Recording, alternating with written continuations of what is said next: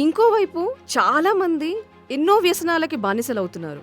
మద్యం, డ్రగ్స్ వంటి కొన్ని రకాల పదార్థాలు, హుకప్ మరియు డేటింగ్ యాప్లు. బర్రె ఎంత ప్రయత్నించినా దాని ఐక్యూ 10 కూడా చేరదు. అందుకు దానిని పనికిరానిది అని ఎలా అంటాము? మనం అంటాము అతడు ఇరగదీశాడు అని. ఏమిరగదీశాడు? అతనికి ఏం కావాలో అతనికైనా తెలుసా అసలు? కానీ చాలాసార్లు చూశాను, ఈ కోపం అలాగే ఉంటుంది. అది అసాధ్యం అవుతుంది. Because you are consumed in that. What to do then?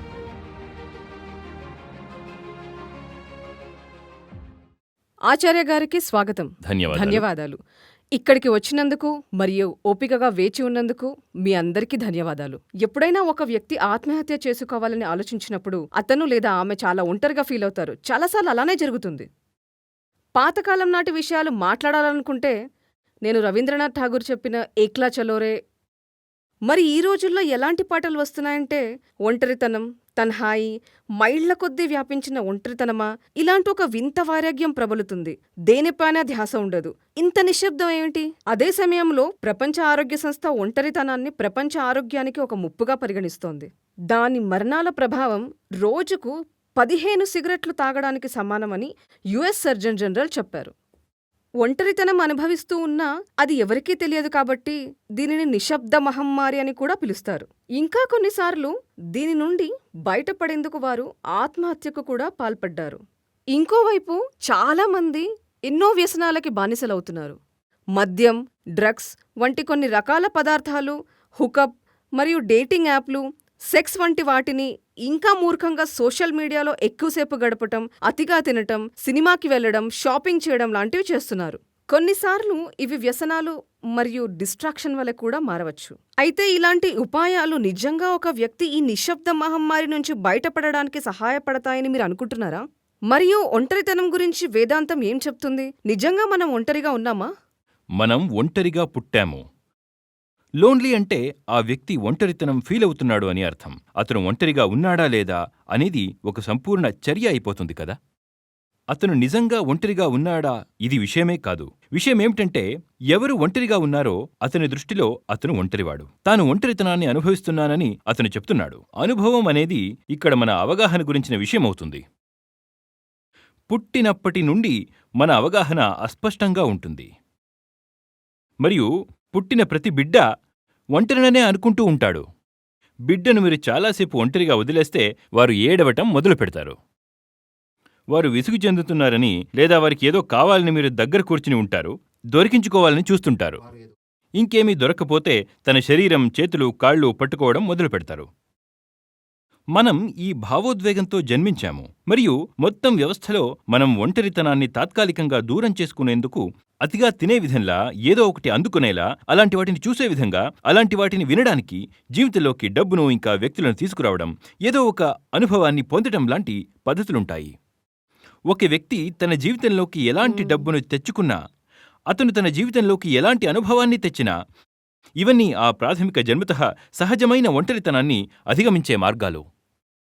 ఈ పద్ధతుల్లో ఏదీ పనిచేయదు. ఎందుకుంటే అన్ని పద్ధతుల యొక్క ప్రధాన భాగంలో ఒక అపోహ ఉందని మనం ఎప్పుడూ ప్రశ్నించలేదు. బయటది ఏదో ఒక దానితో నా ఒంటరితనం దూరమవుతుంది అనే అపోహ. ఈ అపోహ తర్వాత మనం ఇంకొక ప్రశ్న వేస్తాము, ఇది దేనితో దూరమవుతుంది? కానీ మన అపోహలను మనం ఎప్పుడూ ప్రశ్నించము. మన అపోహ ఏమిటంటే, నేను ఒంటరిగా ఉన్నాను కాబట్టి నాకు జీవితంలో ఏదైనా ఎవరైనా కావాలి. కాబట్టి నేను అనుకుంటాను, నేను దీన్ని తీసుకొస్తే నా ఒంటరితనం దూరమవుతుంది. దీన్ని తీసుకొస్తే జీవితంలో, లేదా దీన్ని తీసుకొస్తే జీవితంలో డబ్బును తెచ్చుకుంటే, వృత్తిలో పురోగతిని తీసుకొస్తే ఒంటరితనం దూరమవుతుంది. నేను పార్టీలకు వెళుతుంటే ఒంటరితనం దూరమవుతుందేమో వంటి 1,00,000 ప్రశ్నలతో సతమతమవుతారు. అయితే what should be the choice of my object if I want to get rid of my loneliness?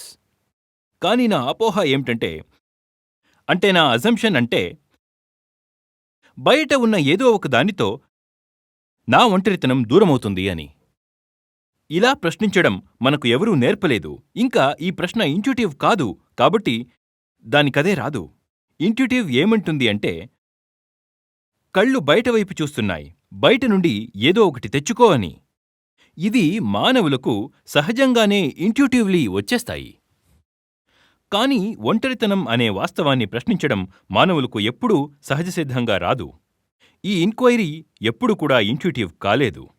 ఎవరైనా మీకు ఇది సూచించినప్పుడే లేదా వివరిస్తే తప్ప అది సాధ్యపడదు. కాని మనకు అలా చక్కగా వివరించేవారు దొరకరు మరి. ఆత్మవిశ్వాసమే ఆత్మజ్ఞానం అని వేదాంతం అంటుంది. ఒంటరిగా ఉన్న తర్వాత అడగవచ్చు, బయట నుండి నా జీవితంలోకి ఎవరిని తీసుకురావోలో అని. కానీ ముందుగా తన దృష్టిలో ఒంటరిగా ఉన్నవాడు మరియు తనను తాను ఒంటరిగా ప్రకటించుకుంటున్నవాడు self declared, self proclaimed lonely అనేది ఎవరో చూడాలి. ఇంకా ఈ రోజు వరకు ఒంటరితనాన్ని అధిగమించడానికి చేసిన ప్రయత్నాలలో వారు ఎంతవరకు విజయం సాధించారు? మీరు 2 విషయాలను చేర్చి సంపూర్ణత్వాన్ని సాధించాలని అనుకుంటున్నారు. ఆ 2 విషయాలు కూడా ఒకే డైమెన్షన్లో ఉన్నాయా అసలు? అంటే నూనెను నీటిలో కలపడం ద్వారా ఏదైనా ఒక కనబడే సజాతీయత సాధ్యమేనా? లోపల ఉన్న బోలుని బయటనున్న దానితో నింపాలనుకుంటున్నప్పుడు ఈ 2 విషయాలు డైమెన్షనల్గా విభిన్నంగా ఉండొచ్చేమో, లేదా ఎప్పటికీ కనెక్ట్ కావేమో. మీరు సహజ సంఖ్యకు సంక్లిష్ట సంఖ్యను జోడించడానికి ప్రయత్నించినట్లే మీరు మధ్యలో ప్లస్ని జోడిస్తారు, కానీ ఇప్పటికీ వాటి యాక్సెస్లు భిన్నంగా ఉంటాయి. వాటిని జోడించలేము. అలాగే ఇక్కడ కూడా లోపల బోలుగానే ఉంటుంది. అది చిన్నప్పటి నుండి ఉంటుంది. చిన్న పిల్లవాడికి బొమ్మ కావాలి కదా, పెద్ద పిల్లవాడికి కారు కావాలి. ఒకరు బొమ్మ లేకుండా ఒంటరిగా ఉన్నాడు, ఇంకొకరు కారు లేకుండా ఒంటరిగా ఉన్నాడు. వారు పెరిగి పెద్దయ్యాక నాకు నా ప్రైవేట్ ప్లేన్ కావాలి అని అంటారు. ప్లేన్ కావాలి, అది లేకుండా ఒంటరితనం ఉంది. లేదా మానవులలో ఒక బిడ్డ తన తల్లి లేకుండా ఒంటరిగా ఉన్నాడు, ఇంకొక పెద్ద పిల్లాడు ఎవరూ లేకుండా ఒంటరిగా ఉన్నాడు. పెద్ద పిల్లాడు ఇంకెవరి కోసమో ఒంటరిగా ఉన్నాడు. చివరికి పెద్దవారైనప్పుడు నేను దేవుడు లేకుండా ఒంటరిగా ఉన్నాను అంటారు. అప్పుడు అతవెవరో అతనికి ఏం కావాలో తెలియకుండానే నేను పూజిస్తున్నాను, నేను భజన చేస్తున్నాను అని, ఫలానా దేవుడు నా జీవితంలో వస్తే నా ఒంటరితనం దూరమైపోతుంది అంటారు. ఈ ఒక్క విషయం పెద్ద శృంఖల కదా. చిన్నపిల్లాడప్పుడు బొమ్మ కావాలని అని, పెద్దయ్యాక ఇంకో బొమ్మ కావాలని, ఇంకా పెద్దయ్యాక 3వ బొమ్మ కావాలని, చివరికి కథ నుండి పూర్తిగా తీసేసి చివరి బొమ్మ అడుగుతున్నారు. మరియు ఈ బొమ్మలు ఏవి దేనిని భర్తీ చేయవు. ఇవి భర్తీ చేయవు ఎందుకంటే బొమ్మను కోరుకునే వ్యక్తికి తన స్వంత బలం తెలియదు మరియు స్వీయ జ్ఞానం లేదు. నేను ఎవరు అని తెలిసుండాలి కదా నాకు ఏం కావాలో చెప్పడానికి. నేను ఎవరినో అనేది నాకు తెలియకపోతే నాకు ఏమి కావాలో నాకు ఎలా తెలుస్తుంది? కానీ ఇది చాలా ఆసక్తికరమైన విషయం. మనం ఎవరో మనకు అస్సలు తెలియదు, కానీ మనకు ఏం కావాలో ఖచ్చితంగా తెలుసు. మరి అది ఎలా తెలుస్తుందో నాకైతే తెలీదు. ఈ రోజుల్లో క్యాంపస్ పరిస్థితి అంటూ నాకు తెలీదు. ఆ రోజుల్లో నేను అడిగేవాణ్ణి, ఒకరితో కాదు ఎంతో మందితో అడిగేవాణ్ణి, మిత్రమా ఒక విషయం చెప్పు. మేము వాటిని డ్రీమ్ కంపెనీలు అనేవారం. సుమారు 5-10 కంపెనీలు ఉండేవి. వాటిని క్యాంపస్ వారందరూ డ్రీమ్ కంపెనీలు అనేవారు. ఇక్కడ మరియు ఐఐఎంలో కూడా 2 చోట్ల ఉన్నాయి. నేను అడిగేవాణ్ణి, మిత్రమా ఒక విషయం చెప్పు, ఒక్క కంపెనీ అందరి డ్రీమ్ కంపెనీ ఎలా అయింది అని. మీ అందరికీ గతవారం ఒకేలాంటి కల వచ్చిందా ఏంటి? లేదు, అందరికీ వేరే వేరే కలలొచ్చాయి అన్నారు. ఒకరి కలలో డబ్బు ఉంది, ఇంకొకరి కలలో కొండ ఉంది, మరొకరి కలలో కారుంది, వేరెవరి కలలోనో వారి గర్ల్ఫ్రెండ్ వచ్చింది. ప్రతి ఒక్కరి కలలు రకరకాలుగా ఉన్నాయి. మరియు మీ కలలోకి అతని గర్ల్ఫ్రెండ్ రాలేదు కదా. ఇలా ఎలా జరిగింది? ఇంతకీ మా చిన్న బ్యాచ్లోని 350 మంది క్యాంపస్ నుండి అలా ఎలా అవుతుంది? 350 మంది క్యాంపస్ ఉండగా ఏదో ఒక కంపెనీకి 330 మంది అప్లై చేసుకున్నారు. ఇలా అందరి కల ఒకేలా ఉండటం ఎలా జరిగిందో తెలుసుకోండి ముందు. మన గురించి మనకు తెలియనప్పుడు ఇతరుల కలలను మన స్వంత కలలుగా అనుకోవడం మొదలు పెడతాము. మనం ఎవరో మన గురించి మనకు ఏమీ తెలియకపోతే మనకు ఏమి కావాలి అని మనకు తెలియదు. అప్పుడు మనం ఏదో ఒకటి కోరుకోవడం చేసేస్తాము. గుంపులో గోవిందాల అందరూ ఏమి కోరుకుంటే మనం అదే కోరుకుంటాం. మరి గుంపులోని అందరికీ దొరికింది నీకు దొరికినంత మాత్రాన నీ ఒంటరితనం దూరం అయిపోదు తమ్ముడు. మీరు ఎవరో మీకు తెలియదు. ఒక వ్యక్తి తన నుండి తాను ఎంత డిస్కనెక్ట్గా ఉంటాడు అంటే తన సిస్టమ్ గురించి తనకు అసలేమి తెలియనే తెలియదు.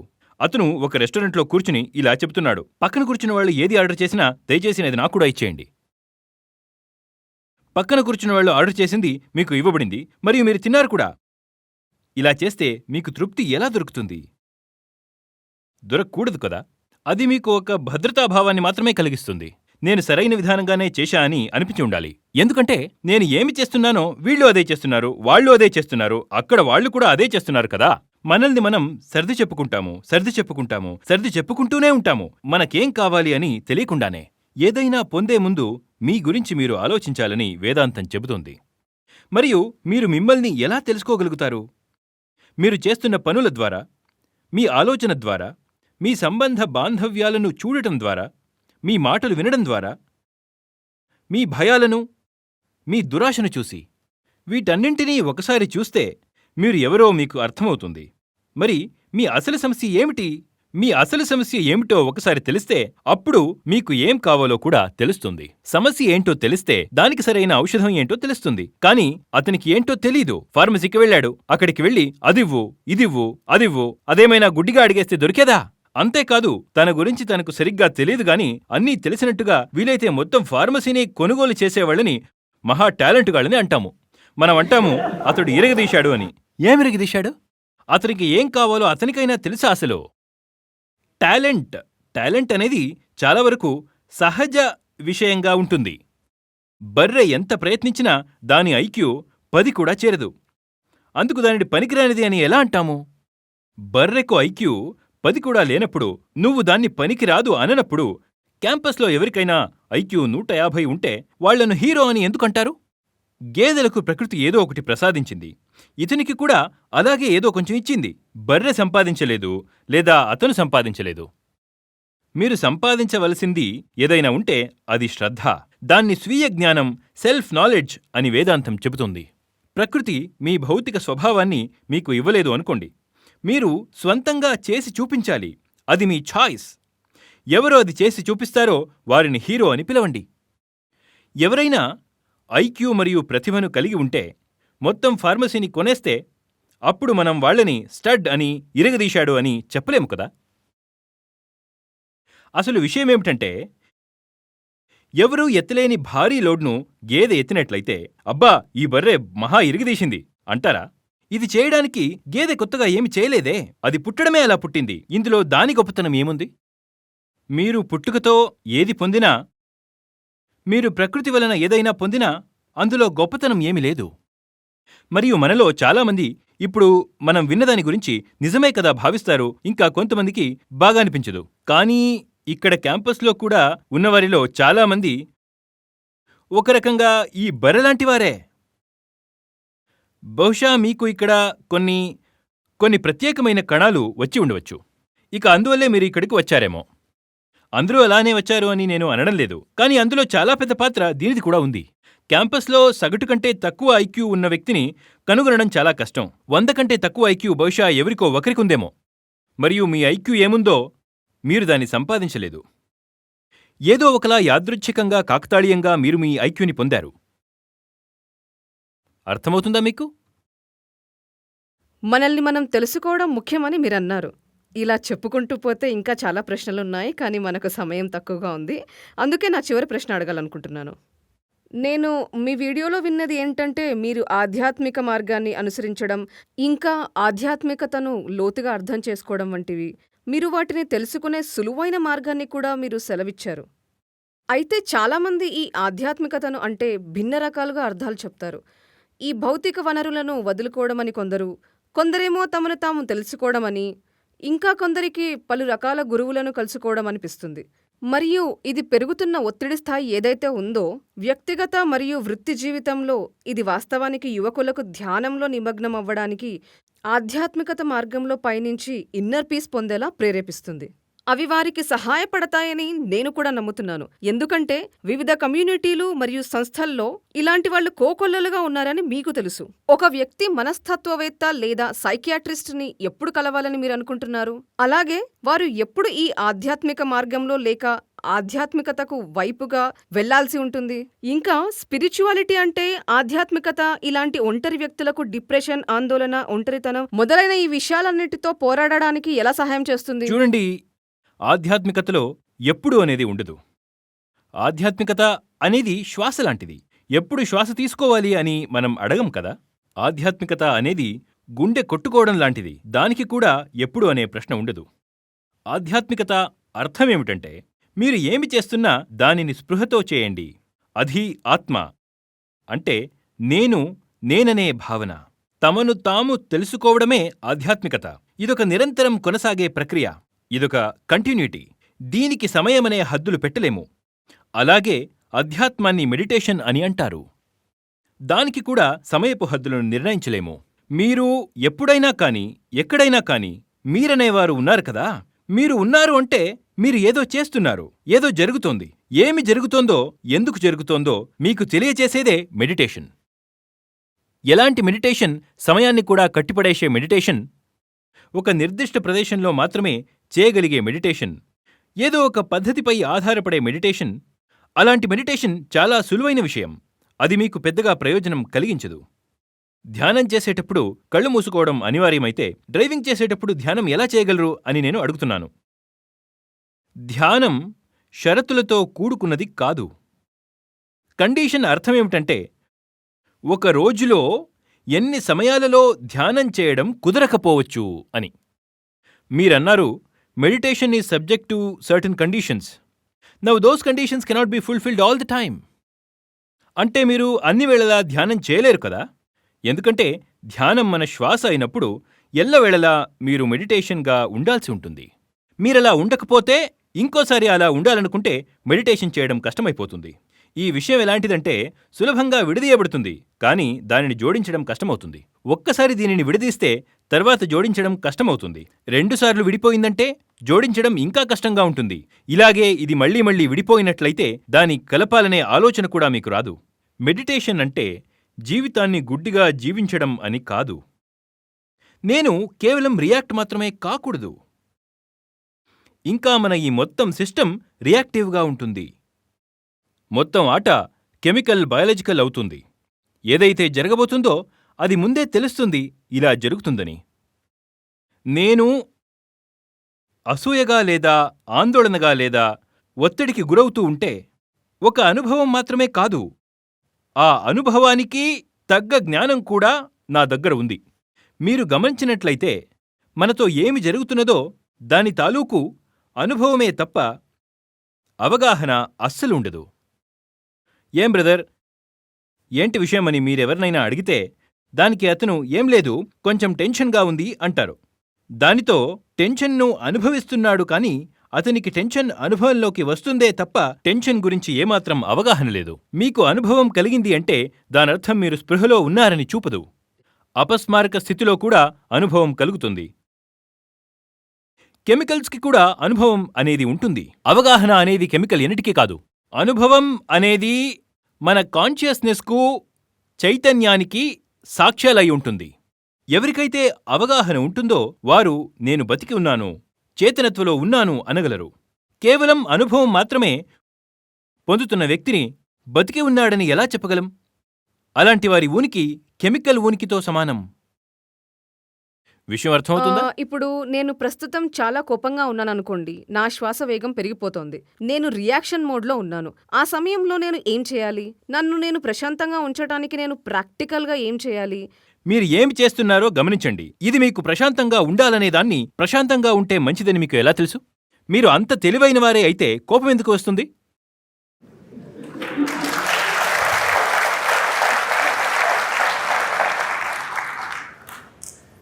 మనకు ఏదైనా ఎందుకు తెలియాలి? నాకేమీ తెలియదనే వినయపు భావన ఉండాలనుకోండి. కానీ నేను తెలుసుకోవడానికి ప్రయత్నించగలను. కానీ నేనొక పర్పస్ఫుల్ అబ్జర్వేషన్ చేయడం లేదు. కోపం పోయేలా చేసేందుకు కోపాన్ని గమనిస్తున్నాను, అలా ఉండదు. నా కోపానికి కారణం ఏదో ఒక ఉద్దేశ్యం లేదా కోరిక కాదు. నేను చిన్న పిల్లాడిలా, చాలా అమాయకంగా, లేదా ఒక సైంటిస్ట్ లాగా తన ల్యాబొరేటరీలో జరుగుతున్న పరిణామాలను గమనిస్తున్నాను. Yes, I'm angry, and at this moment I see I'm angry. ఇలా గమనిస్తూ ఉంటే ఏం జరగాలో అదే జరుగుతుంది. మీరు ప్రశాంతంగా ఉండాలనుకుంటే అలానే ఉండగలరు. ఇంకా ఇప్పుడు మీకు ప్రశాంతతకి కొత్త అర్థం కూడా తెలియవచ్చు. అలా కాకుండా మనలోని ప్రశాంతత, మనం దేనినైతే మానసిక ప్రశాంతత అంటున్నామో అదొక ముసుగు మాత్రమేనా? అది ఒక రకమైన మనం ప్రవర్తించే తీరా. ఎవరైనా కాస్త ఒక రకంగా ప్రవర్తిస్తే అబ్బా ఎంత శాంతమూర్తో అంటాము. ఇంకెవరో ఇంకో రకంగా ప్రవర్తిస్తే ఛ కొంచెమైనా ఓపికలేని కోపిష్ఠ అంటారు. మనకు ఉన్న ఈ ప్రశాంతతను ముందే ఇలాగే ఉండాలని చెప్పే ప్రశాంతత. అలాంటి ప్రశాంతతని మీరు వాస్తవంగా జీవితంలోకి తీసుకొస్తే మీరు మరోవారు ఆ కోపాన్నే జీవితంలోకి తీసుకొచ్చినట్లే. ఆ ప్రశాంతత ఇంకా ఆ కోపం అనేవి మీలో ఉన్న అజ్ఞానానికి మారుపేర్లు మాత్రమే. నేను ఏమి జరుగుతుందో తెలుసుకోవాలనుకుంటున్నాను, ఆ తర్వాత ఏమి జరుగుతుందో చూడాలి. ఆ తర్వాత ఏదో కొత్తది జరుగుతుందో ఏమో చూద్దాం. కానీ చాలాసార్లు చూశాను ఈ కోపం అలాగే ఉంటుంది. అది అసాధ్యం అవుతుంది. Because you are consumed in that. What to do then? ఇది ఎలాంటి విషయమంటే what to do in the moment of heart attack. ఏం లేదు, అలాంటప్పుడు మనం కాస్త జాగింగ్ చేద్దాం. కోపం వచ్చిందనుకోండి, కథ అక్కడి నుండి మొదలైందా ఏంటి? కోపం రాకముందు కూడా ఏదేదో జరిగాయి కదా. అయితే అప్పటి నుండే గమనించడం మొదలుపెట్టాలి. అప్పుడు చూడలేదు, గమనించలేదు, అస్సలు చూడనేలేదు. ఇక అది పెరిగి పేలిపోయినప్పుడు అసలు చూడలేం కదా. కాబట్టి ఎవరైనా నాకు ఈ మొత్తం జీవితం లేదా ఈ రోజు మొత్తం ఏదైతే ఉందో దాన్ని పూర్తిగా మూర్ఖంగా, అజ్ఞానంగా గడిపేయాలని అనుకుంటారో, కానీ దాని భయంకర దుష్పరిణామాలు అంటే కోపం పెరిగి పెళ్ళువాకడం లాంటిది ఎదురైనప్పుడు అప్పుడు నేను ఏదో ఒకటి చేయాలి, కానీ మీరు ఏమీ చేయలేరు. అప్పుడు మీరు చేయాల్సిందల్లా ఎమర్జెన్సీ బటన్ నొక్కడమే. ఎవరికైనా ముందే ఇలా చెప్పి చూడండి, నన్ను గమనిస్తూ ఉండు, నాకు కోపం వచ్చిన వెంటనే కర్రతో ఒకటిచ్చుకో అని. అది తప్ప మరింకేమీ చేయలేరు. ఎందుకంటే అది ఎమర్జెన్సీ సిచ్యుయేషన్ కదా. తమ్ముడు, ఏ హార్ట్ పేషెంట్ మీ ముందుకొస్తే మీరు వారికి ఏం చెప్తారు? ఎలా బ్రతకాలో వారికి చెప్తారు. నాకు గుండెపోటు వచ్చినప్పుడు ఏం చేయాలో చెప్పడం లేదు కదా. అలాంటప్పుడు మీరు ఏమీ చేయనవసరం లేదు, చేసేదేదో వేరెవరో చేస్తారు. వారే అంబులెన్స్కు కాల్ చేస్తారు, వారే అంబులెన్స్లో తీసుకెళ్తారు, వారే వెంటిలేటర్ పెట్టిన తర్వాత మీరేం చేస్తారు? మీరెప్పుడు చేయాల్సిందిది? గుండెపోటు రాకముందు. మీరెప్పుడు చేయాల్సిందిది? కోపం రాకముందే. కోపం రానప్పుడు మనం స్టడ్ అయిపోతాము. నా జీవితం చాలా కూల్గా ఉంది అని అంటాము. నాకసలు ఎలాంటి ప్రాబ్లమ్స్ లేవు అంటారు. ఇప్పుడు నేను నా ఇష్టప్రకారం నడుచుకుంటాను. అయితే మహాజ్ఞానులు సుఖములో మునిగి ఉన్నప్పుడు ఏమీ చేయరని అన్నారుగా, అలా. కోపం వచ్చింది అంటే లోపలి బాధ పెరిగి పేలిపోవడం లాంటిది. అందరూ దుఃఖంలో ఆలోచిస్తారు గాని ఆనందంలో ఎవరూ ఆలోచించరు. ఎప్పుడు ఆలోచించాలి? అది సుఖంగా ఉన్నప్పుడే. మీరు సుఖంగా ఉన్నప్పుడు ఆలోచిస్తే మీకు బాధలు ఎలా వస్తాయి? ప్రతిదీ సహజంగా సాగుతున్నప్పుడు మిమ్మల్ని మీరు జాగ్రత్తగా గమనించండి. అలాంటప్పుడు కోపం వచ్చే సమస్యే ఉండదు. మీరు సుఖంగా ఉన్నప్పుడు ఆలోచిస్తే మీకు బాధలు ఎలా వస్తాయి? ప్రశాంతంగా ఉన్నప్పుడు ఆలోచిస్తే కోపమెందుకు వస్తుంది? ఎందుకంటే మనకున్న ప్రశాంతత అబద్ధపు ప్రశాంతత. మనలోని ప్రశాంతత పైపైన ఉండేది మాత్రమే. మన ప్రశాంతతలోనే ఇలాంటి పేలుళ్లకు గల చాలా కారణాలు దాగి ఉంటాయి. మన ప్రేమలో విద్వేష బీజాలు ఉంటాయి. మీ ప్రేమను గమనించినట్లయితే ద్వేషాన్ని ఆపేయవచ్చు. మన స్నేహంలో శత్రుత్వం దాగి ఉంటుంది. మన నలువైపునా అందరూ స్నేహితులై ఉన్నప్పుడు ఈ స్నేహితులను నిశితంగా గమనిస్తే శత్రువుల దాడి నుంచి తప్పించుకోగలుగుతారు. అంతా సహజంగా సాగుతున్నప్పుడు స్పృహలోకి రండి. కొంచెం కూడా తప్పు జరగకుండా ఉంటుంది. కానీ ఆనందం కొనసాగుతున్నప్పుడు ప్లెజర్ కన్జ్యూమ్ చేసే అవకాశం ఉందని మజా చేస్తున్నాము. ఇప్పుడే బాగుండాల్సిన అవసరం ఏముంది? అలా కాదు. అంతా సహజంగా సాగుతున్నప్పుడు బాగా పరిశీలించి చూస్తే ఏదీ సహజవుగా లేదనిపిస్తుంది. ఇలా ప్రతిదీ సజావుగా సాగుతున్నప్పుడు ఆ జీవితాన్ని గమనించాలి. అనేక రహస్యాలు బట్టబయలవుతాయి. కళ్ళు మూసుకుని ధ్యానం చేయడం వల్ల ప్రయోజనం లేదని మీరు చెప్పారు, మరియు తెరచిన కళ్లతో ప్రతిదీ గమనించండి అన్నారు. అది నేను మీ నుండి గ్రహించాను. I have also heard in your videos talking a lot about reading or scriptures. మీరు ఏదో ఒక పద్ధతి వలన ఏదీ జరగదు అని, కాబట్టి మనం ఇంద్రియాలతో చేస్తున్నది, చదువుతున్నది అనేది కూడా ఒక పద్ధతి కాదా? పుస్తకం చదవకపోయినా ఏదో ఒకటి చదువుతూనే ఉంటారన్న అర్థంలో పద్ధతి కాదు. మీరు వాట్సాప్ కూడా చదవడం లేదా? మీరు బిల్బోర్డ్ను కూడా చదవడం లేదా? మీరు చాలా పుస్తకాలు చదివి ఉండాలి, కానీ ఒకరి ముఖ కవళికలు కూడా చదివారా అనే పాట కూడా ఉంది. మీరు పదాలు చదువుతున్నప్పుడు ముఖ కవళికలు కూడా చదవడం లేదా? కానీ మీరు నిరంతరం చదువుతూనే ఉన్నారు. మంచి పుస్తకాలు చదవమని సలహా ఎందుకిస్తాను అంటే, ఎలాగూ చదువుతున్నారు, కాసిన్ని మంచి పుస్తకాలు కూడా చదవండి అని. It's not a specific method, it's just a wise choice. కళ్ల స్వభావం చదవడమే కాబట్టి మీరు చదవడాన్ని అవాయిడ్ చేయలేరు. అజ్ఞాని కూడా నిరంతరం చదువుతున్నాడు సోదరా. అతను తనదైన రీతిలో చదువుతున్నాడు. మీరు వినకుండా కూడా ఉండలేరు, ఎందుకంటే చెవుల యొక్క స్వభావం వినటమే. మీరు ఏదో ఒకటి వింటూ ఉన్నప్పుడు కొన్ని మంచి విషయాలు కూడా వినండి అని అన్నారు కదా. అయితే మంచి మాటలు అనేది ఒక పద్ధతి కాదు, అలాగే మంచి సహవాసం కూడా ఒక విధానం కాదు. ఎందుకంటే సహవాసం సాధారణమైనదే కదా. ఒకసారి వారితో ఉంటారు, ఇంకోసారి వీరితో ఉంటారు. మీరు ఎవరితోనైనా కలిసి ఉండకుండా జీవితంలో ఒక్క క్షణం కూడా ఉండదు. మీకోసం మరెవరూ లేనప్పుడు మీకు మీ స్వంత ఆలోచనలు ఉంటాయి, మరియు మీరు వాటి సహవాసంలో ఉంటారు. మీరు ఒకరితో సహవాసం చేయాల్సొచ్చినప్పుడు చూజ్ యువర్ కంపెనీ వైజ్లీ. దానినే సత్సంగతి అంటారు, కానీ పద్ధతి అని కాదు. చాలా బాగా చెప్పారు. చాలా ధన్యవాదాలు. ఈరోజు మీతో గడిపి నేను చాలా సంతోషిస్తున్నాను. మా అందరికీ ఎంతో బాగా అనిపించింది. నా పేరు శోభ. నేను గజియాబాద్లో నివసిస్తున్నాను. నేను గజియాబాద్లోని ఒక ప్రైవేట్ కంపెనీలో కామర్స్ ఎగ్జిక్యూటివ్ని. నేను దాదాపు 2.5-3 సంవత్సరాల నుండి ప్రధానంగా యూట్యూబ్ నుండి ఆచార్యజీ ప్రసంగాలు వింటున్నాను. మరియు నేటి సెషన్ నేను నేర్చుకున్న వాటిని పంచుకోవాలనుకుంటున్నాను. ఆచార్య గారు చెప్పినట్లు అహం అనేది ఒక రకంగా బాధపడుతోంది. అహం అనేది తనంతకు తానే ఒక రకమైన దుఃఖం. మరియు ఆధ్యాత్మికత ప్రకారం ఆనందం మరియు దుఃఖం ఒకటి. స్థూలంగా ఆలోచించి చూస్తే మనం ఇది సుఖం అనుకుంటాము, కానీ సూక్ష్మంగా చూసినప్పుడు ఇది దుఃఖం అని తెలుస్తుంది. ఆచార్య గారు ఒక విషయం చెప్పారు. ఒకవేళ ఎవరిదైతే సంతోషాన్ని మనం లాగేసుకుంటే వారు బాధపడతారు, కానీ మనం వారి బాధలను తొలగించడానికి ప్రయత్నిస్తే వారే మనకు శత్రువుగా మారతారు. వారు జ్ఞానుల కోసం ఇలా అన్నారు. వారు అనేక ఇబ్బందులు మరియు అనేక శత్రువులను ఎదుర్కోవలసి వచ్చింది. వారు మనల్ని నిద్ర నుండి మేల్కొల్పాలనుకుంటే, దుఃఖాన్ని దూరం చేయాలనుకుంటే నేను కబీర్ సాహబ్ యొక్క దోహాను పాడాలనుకుంటున్నాను. భాగే భలా నా హోయేగా కహా ధరోగే పావ్ सिर सपोर से लड़ो कहा करो धरे साधो कहा करो ढो. ధన్యవాదాలు సార్. శోభాజీ, ధన్యవాదాలు మీకు కూడా.